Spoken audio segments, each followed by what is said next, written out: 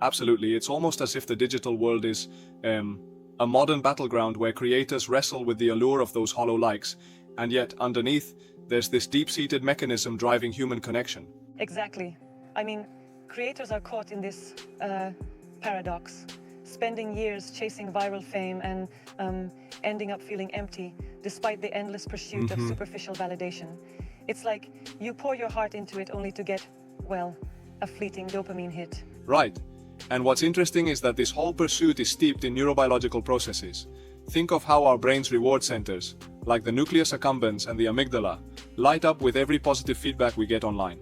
Yeah, it's like our brains are literally being rewired every time we get a like or a share. That constant bombardment of rewards creates this self-reinforcing loop that can lead to, addictive cycles of engagement. Yep. And that explains why creators sometimes feel desensitized, right? They need bigger and bigger doses of validation, almost like chasing a moving target. It really underscores the modern creator's dilemma of superficial success versus deep, meaningful impact. For sure. And dig into it further, and you'll see it's not just about the algorithm, it's about tapping into what I'd call brain hacks, those fundamental archetypal patterns that resonate with our collective unconscious. Yeah, exactly. It's a shift from just chasing trends to creating content that strikes a deep chord in us. Speaking of, have you noticed how the whole concept of the awe-igniting spike plays into this?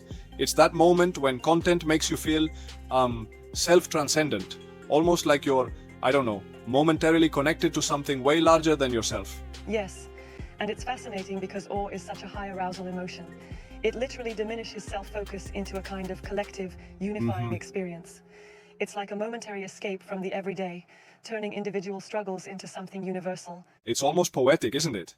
And then there's that's so me mirror flash moment. The idea that when content strikes right, you instantly feel that deep self-referential connection. It's like the brain gives a special nod to familiar experiences. Absolutely. And it's grounded in self-referential processing, the way our minds preferentially process anything that feels personally relevant. It's no wonder such content zaps into our memory almost instantly. That's why it feels so indeed. sticky. Right, sticky is a good word. And when content makes you feel, that's so me, it not only cements the connection but also encourages you to, share it with your tribe. That tell your tribe urge is all about social currency and belonging. Exactly.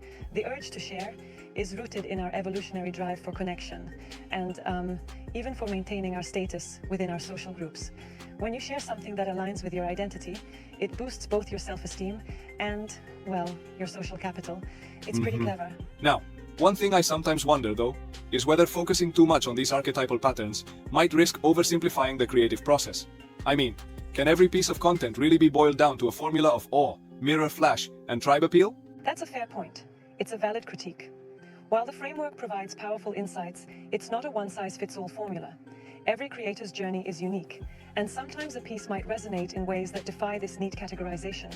But it does give a useful blueprint, don't you think? Absolutely, it offers a solid starting point. And then there's the fascinating integration of narrative archetypes, like the hero's journey, rags to riches, or overcoming the monster. These universal story templates, when applied correctly, have a sort of magnetic pull on our minds. Right, it's like, these classic narratives resonate deeply because they've been wired into us through generations, our collective unconscious, so to speak. When a creator maps their struggles, say a 2-year chase for fame, onto these narrative arcs, it transforms personal hardships into a universally compelling journey. It makes the triumph even sweeter. And don't forget the role of vulnerability in all of this. The idea of the spilled coffee fail, that moment of authentic, raw, and honest failure, can be turned into a strength. It's a brilliant twist on the adage that vulnerability is not weakness, but a form of courage. Exactly, it's like embracing imperfections can actually amplify your authenticity. When creators share their struggles openly, it can foster a deeper connection with their audience.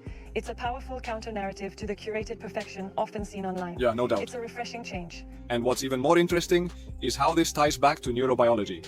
That authentic sharing can trigger positive responses in our brains. Dopamine is released, encouraging pro-social behavior, and so on. It's like a winning handicap in the game of digital influence. Right, and speaking of the neuro side of things, high arousal emotional design is another key piece of the puzzle. It's not just about positive emotions like awe or joy, but also carefully navigating negative ones, like righteous anger. It's tricky, but when done right, it can spur action without tipping into destructive territory. Absolutely, there's a balance there. High arousal emotions capture attention and provoke sharing, but they need to be paired with a sense of agency or control. Otherwise, negative emotions can spiral into chaos rather than meaningful engagement. Exactly. It's like packaging your message with just the right blend of surprise, humor, or even anger, so that the audience feels That's key. empowered rather than overwhelmed.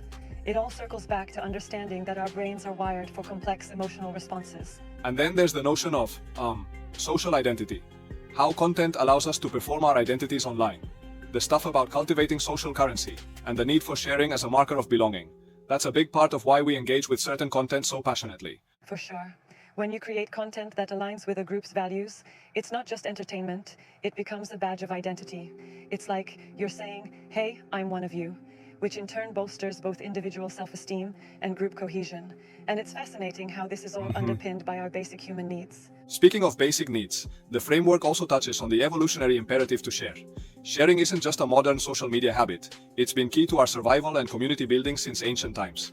It's like our very nature compels us to connect and transmit important information. Right. It's like we've been hardwired to share from day one.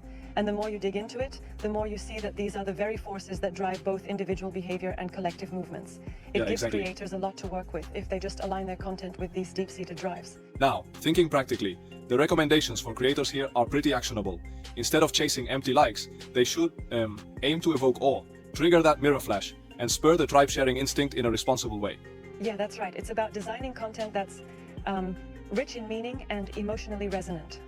For example, instead of just posting a flashy image to get likes, a creator could share a story that speaks to everyday struggles and then ties it to a universally recognized narrative like rags to riches.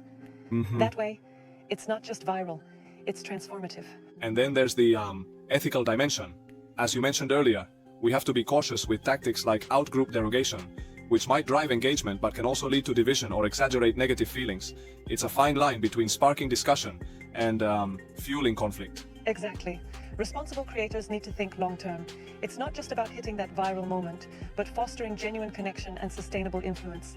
The goal is truly meaningful impact over fleeting clicks. One thing I find really compelling is how all these strategies, neurobiology, narrative templates, emotional design, come together to form what we might call a neuroviral strategy. It's like a multi-dimensional playbook for understanding and, even mastering digital influence. Yes, and it's refreshingly holistic in a way. It moves away from the simplistic view of virality as a random spark, and instead dives into the very fabric of human experience, the chaos, the beauty, the vulnerability, and the triumph that comes with life. It's like digital alchemy. Absolutely. I like that. Digital alchemy. And it's interesting because while the process is scientific in terms of neurobiology, it's also, steeped in art, through narrative and authenticity. That blend makes it all the more fascinating. Totally. It's like a balancing act between data-driven insights and creative storytelling. And here's the kicker. It not only benefits creators, but potentially enriches the digital culture by pushing for content that drives real understanding and, collective growth. Yeah, I feel that. It's a win-win. And speaking of growth, I think it's essential that creators embrace the concept of vulnerability. The idea that the spilled coffee fail is not a misstep but a hallmark of strength. How do you see that playing out in the broader digital narrative? Oh, that's a powerful point. Embracing vulnerability, sharing imperfections and failures, doesn't weaken a creator's image. Instead, it humanizes them and builds trust. It's almost a call to be real in a world obsessed with perfection. And that kind of authenticity can be a major game changer. Right. It reframes failure as a stepping stone to success. The classic hero's journey. It encourages us, similarly, to see our own struggles as integral parts of our path to growth. And that message can resonate deeply with audiences looking for something real. Exactly. And when creators integrate all these elements, the awe, the mirror flash, the tribe sharing, and the strength in vulnerability, they're not just chasing viral fame. They're crafting a legacy of meaningful digital influence. Yeah, absolutely. A profound shift from chasing numbers to creating impact. What a conversation. This melding of psychology, neuroscience, and narrative strategy really gives us a fresh perspective on digital virality. It's inspiring, and it leaves us, thinking about how we might all reframe our digital interactions toward deeper connection and authenticity.